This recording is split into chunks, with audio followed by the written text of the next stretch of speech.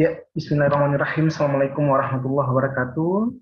Selamat pagi, salam sejahtera untuk kita semua ya. Hari ini kita akan belajar yang melanjutkan perkuliahan biomedik. Di pertemuan ketiga ini kita akan membahas tentang protein dan enzim ya. Sebagaimana sebelumnya kita sudah membahas tentang biokimia, kemudian eh, makromolekul, karbohidrat, lipid, ya sebagai sumber energi bagi tubuh. Nah, hari ini kita akan membahas tentang protein dan enzim, ya salah satu makromolekul yang juga sangat penting ya untuk pembangunan regenerasi sel kita gitu. Kemudian asupan nutrisi juga untuk perkembangan saraf dan lain sebagainya. Ya, oke. Okay. Nah, harapannya ketika Anda sudah mengikuti perkuliahan hari ini, yaitu Anda dapat mampu menguraikan definisi dan mengklasifikasi serta mengerti tentang struktur sederhana dari sebuah protein atau enzim, ya. Kemudian Anda dapat menjelaskan bagaimana kegunaan dari protein itu sendiri, kemudian enzim juga. Nah, beberapa sedikit kita menyinggung tentang jenis-jenis penyakit akibat defisiensi protein. Oke, kita lanjutkan. Apa itu protein? Nah, terkadang kita hanya berpikir ya bahwasanya tubuh butuh protein. Wah, ini kekurangan protein nih, kenapa dia tidak pertumbuhannya melambat ya, atau kenapa dia menjadi gizi buruk gitu, kecerdasannya berkurang gitu, apa yang kurang gitu. Nah, kadang orang bilang oh protein. Nah, apa itu protein? Di sini kita lihat ya, protein adalah ya, ini berasal dari kata protos ya, dari bahasa Yunani, artinya yang paling utama. Berarti sesuatu asupan yang utama dalam membangun sel jaringan dalam tubuh gitu. Karena memang kita saja baru dilahirkan saja itu sudah dikasih protein oleh orang tua kita, itu protein dari susu ibu kita gitu. Sehingga perkembangannya sangat cepat ya kan, Anda bisa melihat bayi itu sebulan 2 bulan aja itu pertumbuhannya sangat cepat gitu. Oke. Protein adalah, ya ini secara definisi, senyawa organik kompleks berbobot molekul tinggi yang merupakan polimer dari monomer asam amino yang dihubungkan satu sama lainnya dengan ikatan peptida. Jadi protein itu adalah susunan dari asam-asam amino, ya, membentuk suatu gugus yang kompleks. Nah, antara asam amino dengan asam amino yang lain itu diperantarai atau dihubungkan dengan ikatan peptida. Jadi dia sangat besar molekulnya. Berbeda dengan kemarin kita lihat glukosa, molekulnya sangat sederhana, hanya terdiri dari CHON gitu. Jadi kalau ini lebih besar lagi. Karena kan kemarin tuh molekulnya rendah ya. Karena secara struktur tidak terlalu kompleks seperti protein. Nah, sedangkan protein ini gabungan dari monomer asam-asam amino. Oke, kita lihat. Nah, dia merupakan molekul raksasa. Waduh, luar biasa ya. Bukan tapi giant yang bukan Anda pikir kayak nonton-nonton di negeri dongeng ya, bukan. Tapi besar gitu, dengan molekul yang lainnya tuh dia sangat besar. Tersusun dari asam amino. Asam amino itu apa? Asam amino itu ya suatu senyawa yang penting bagi tubuh juga gitu. Bagaimana prosesnya juga sebagai membangun ya, building block ya. Kemudian dijumpai dalam tiap sel tubuh makhluk hidup. Ya, sebenarnya kemarin saya sudah bilang bahwasanya setiap genom atau ada gen ya, part gen yang atau DNA spesifik yang menyandi protein. Nah, kemudian terlibat secara signifikan dalam seluruh proses kehidupan dan fungsi tubuh. Ya, karena memang proses regenerasi sel, pertumbuhan sel. Nah, ini adanya peran protein di sini. Kemudian urutan asam amino sebagai penyusun utama protein ya ditentukan oleh DNA. Jadi DNA dulu nih, DNA mengkode ya 3 basa DNA mengkode satu asam amino seperti itu. Kemudian asam amino ini, susunan asam amino ini menjadi suatu protein. Oke, kita lanjut saja ya. Nah, uh, terkadang ya fenomena di kehidupan sehari-hari kita itu bisa kita lihat ya, ada beberapa pola kebiasaan seseorang untuk hanya mengkonsumsi protein dari hewan saja gitu. Ada yang dia tidak mau hanya mengkonsumsi protein dari tumbuhan saja ya, nabati atau protein hewani gitu. Semuanya berfungsi, semuanya sama, maksudnya fungsi dari protein itu sama ya. Ketika seseorang itu ada yang alergi terhadap protein hewani, ya berarti dia mendapatkan asupan protein dari uh, nabati atau tumbuhan gitu. Seperti kacang-kacangan itu tinggi protein ya. Nah, tergantung kitanya lagi bagaimana asupan protein tiap hari kita itu, kita pilih yang mana gitu.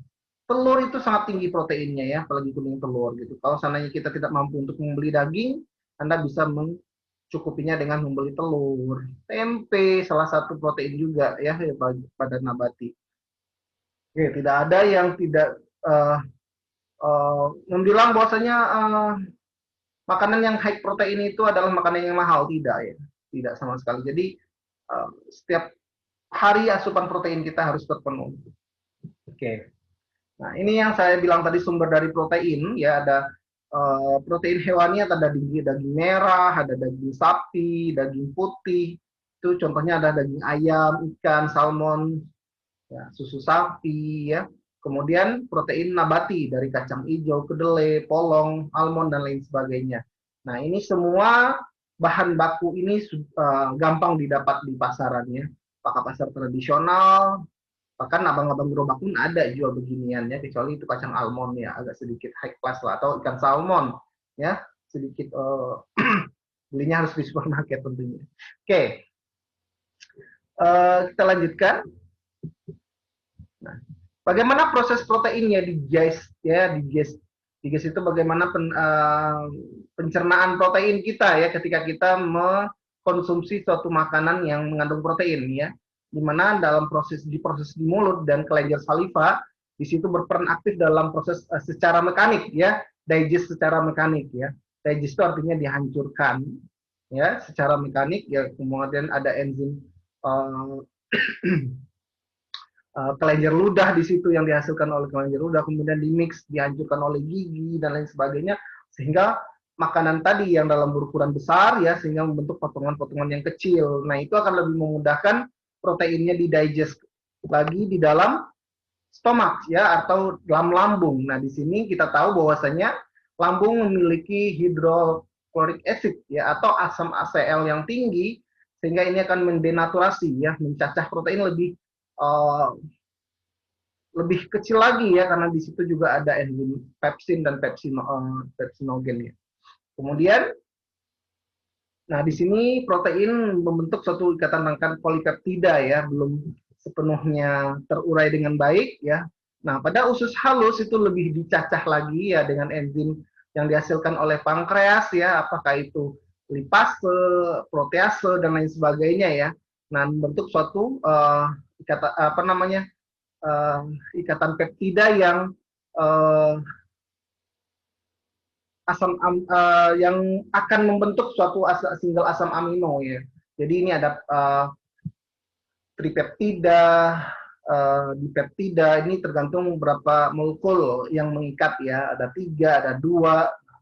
Kemudian baru di sini proses yang terakhir adalah yang tripeptida, dipeptida tadi itu dicacah lagi ya oleh enzim, kemudian membentuk suatu single asam amino ya, yang inilah yang diabsorpsi atau yang diserap oleh tubuh kita.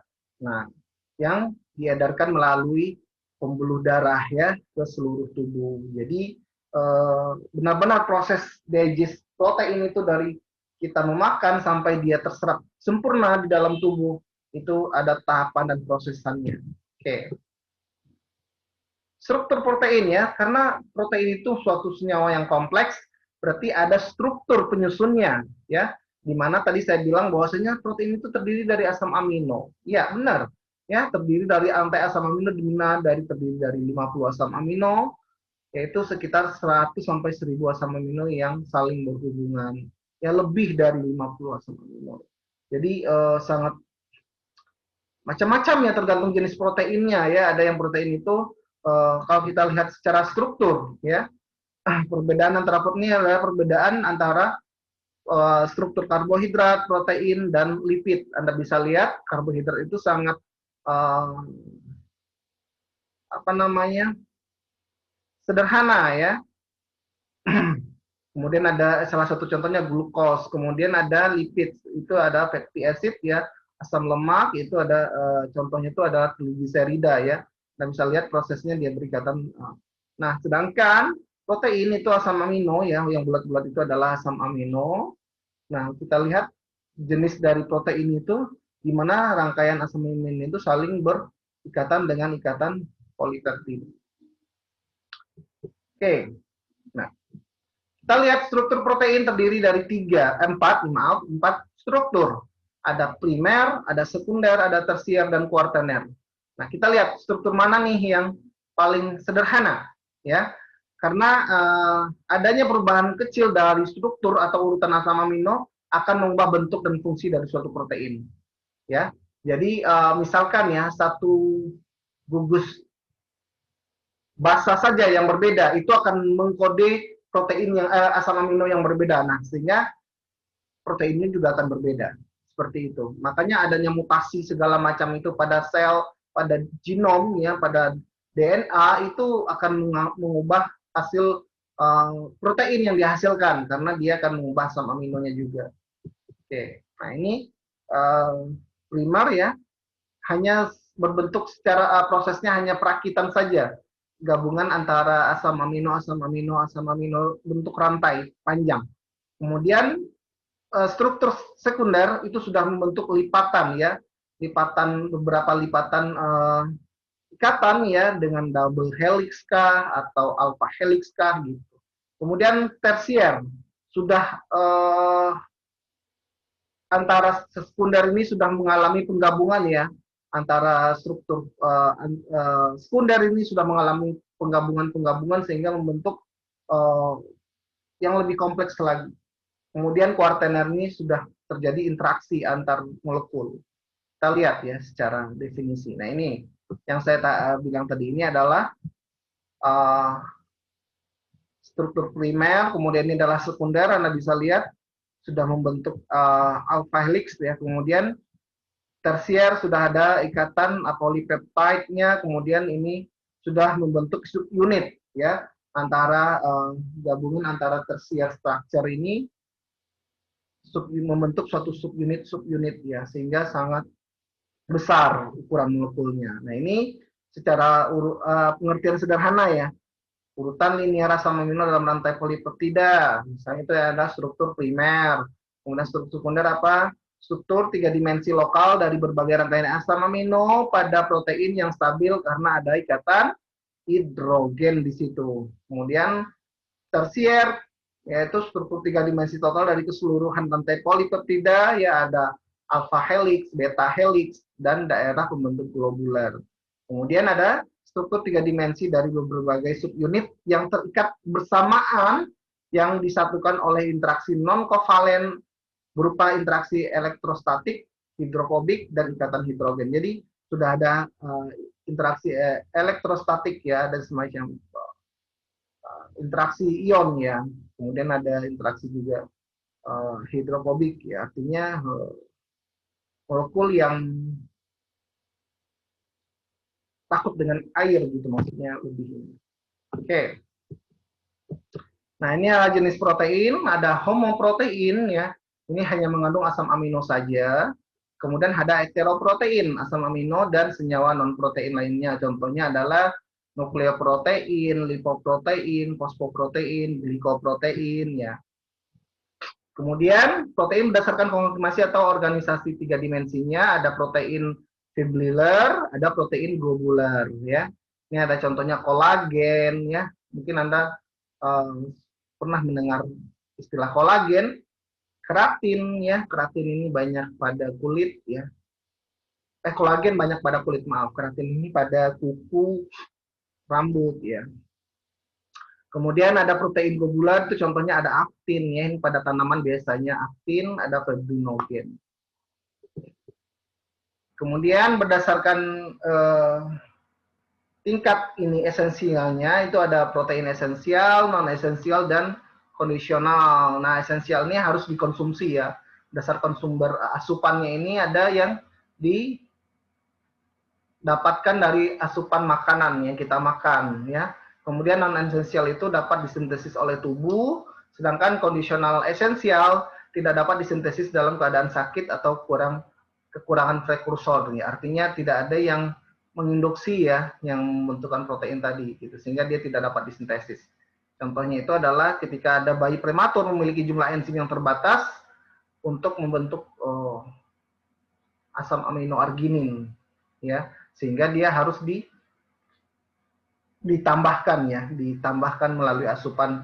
Misalkan di bayi prematur ada susu khusus ya yang supaya dia pertumbuhannya cepat gitu. Nah, ini beberapa contoh asam amino, 20 asam amino esensial yang esensial dan non esensial ya, yang diperlukan oleh tubuh ya. Ada histidin, isoleucin, leucin, lisin, metionin, fenilalanin ya, theonin ya, triptofan, valin ya, macam-macam ya. Ada alanin, arginin. Oke, ini bisa Anda akses ya, baca. Kemudian terjadinya proses denaturasi protein. Tadi kita lihat bahwasanya ada protein itu yang mengalami proses denaturasi di dalam sel, artinya dia tercacah. Ya, apa yang mempengaruhinya? Yang pertama itu adalah panas. Panas itu dapat merusak protein ya. Makanya kalau seandainya kita memasak makanan jangan terlalu mateng katanya kan, jangan terlalu panas karena proteinnya akan rusak gitu. Misalnya kita memanaskan susu hanya sekedar suam-suam kuku saja, jangan sampai blub-blub gitu ya. Karena kan proteinnya akan rusak. Kemudian kondisi asam ya, asam yang sangat kuat ya, tentu ini akan membuat protein ini terdegradasi. Kemudian basa ya, garam. Nah, ini juga ada beberapa senyawa yang protein tadi yang bersifat hidrofobik sehingga dia akan menciut ya karena garam tadi. Terus secara mekaniknya. Nah, terjadinya proses denaturasi protein ini akan berampak kepada struktur dari protein itu sendiri ya. Kalau dia seandainya dia berbentuk awalnya dia strukturnya sekunder, karena terredaksi proteinnya menjadi strukturnya primer ya, hanya membentuk ikatan-ikatan asam amino saja. Ya. Nah, apa yang terjadi ya ketika protein itu dipapari dengan panas ya, akan menyebabkan ikatan hidrogen dan interaksi hidrofobik menjadi rusak ya, karena ikatan hidrogen ini ikatan yang tidak terlalu kuat ya, beda dengan ikatan fosfodiester. Ikatan hidrogen ini sangat lemah ya, kalau hanya dia bisa dilepas dengan permainan suhu saja. Kemudian suhu yang tinggi ini dapat meningkatkan energi kinetik dan menyebabkan molekul penyusun protein bergerak atau bergetar sangat cepat sehingga memutuskan ikatan tersebut. Ini adalah prosesnya ya, kenapa dia bisa putus ikatannya.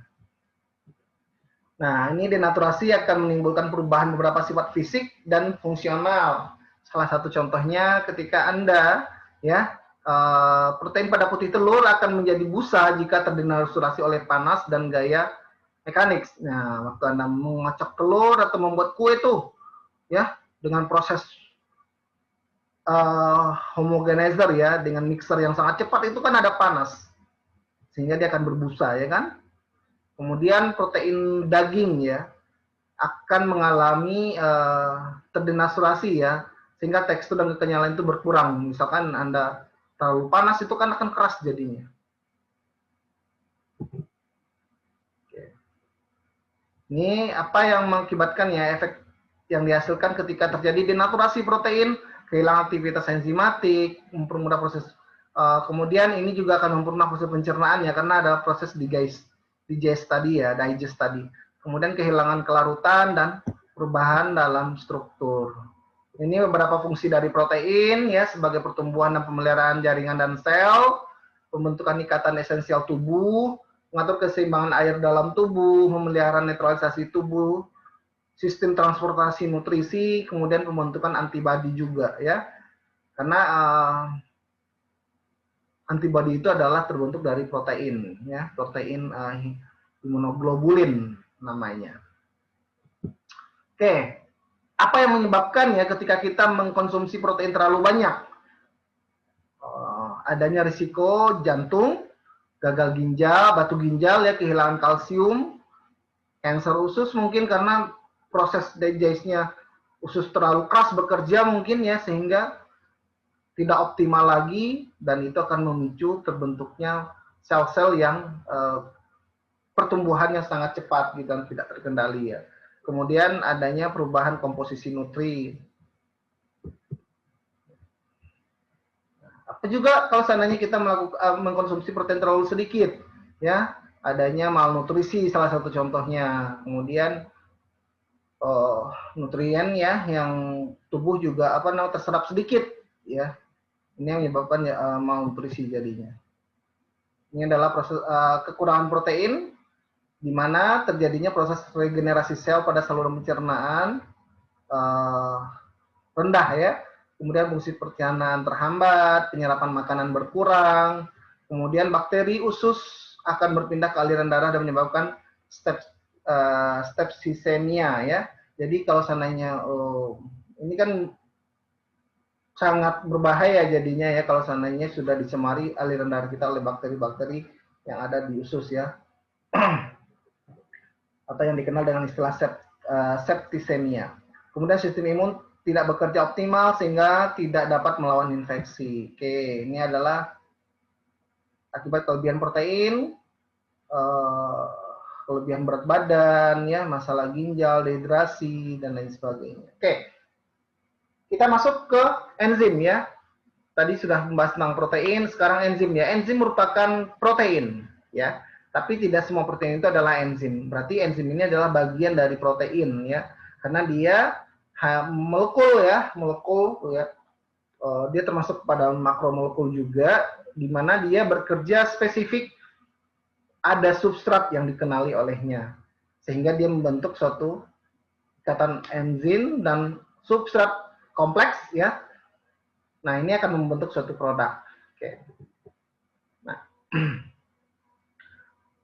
kita lihat bahwasanya, ya, enzim secara definisi molekul protein yang dihasilkan oleh sel hidup. Apakah itu dari hewan, tanaman, bakteri, ya, kita sendiri, ada jaringan-jaring kita yang menghasilkan enzim.